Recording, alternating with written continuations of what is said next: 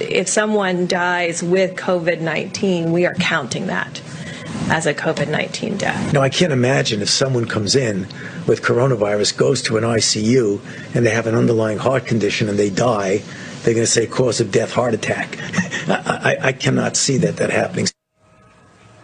That was from yesterday's White House briefing, and it sparked a nationwide debate over how we count deaths from COVID-19. Do we count someone who tests positive for the virus but died of pneumonia as a COVID death?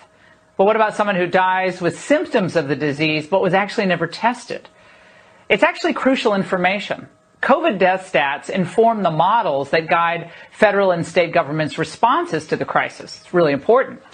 Now, Italy, very interesting, has been grappling with this same debate for weeks. I mentioned it 2 weeks ago. I'll mention it again. Here's what the Daily Telegraph reported. According to Professor Walter Ricciardi, is the scientific advisor to Italy's Minister of Health, this is what he said. He said, the way in which we code deaths in our country is very generous in the sense that all people who die in hospitals with the coronavirus are deemed to be dying of the coronavirus. On reevaluation by the National Institute of Health, only 12% of death certificates have shown a direct causality from coronavirus, while 88% of patients who have died have at least one premorbidity. Many had 2 or 3.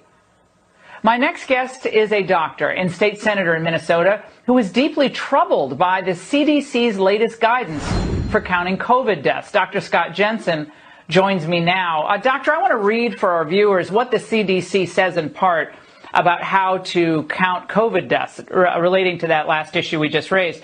In cases where a definite diagnosis of COVID cannot be made, but is suspected or likely, like the circumstances are compelling with a reasonable degree of certainty, it is acceptable to report COVID-19 on a death certificate as probable or presumed. So, doctor, what's the problem with that? Well, in short, it's ridiculous. I spent some time earlier today just going through the CDC's manual on how to complete death certificates. And the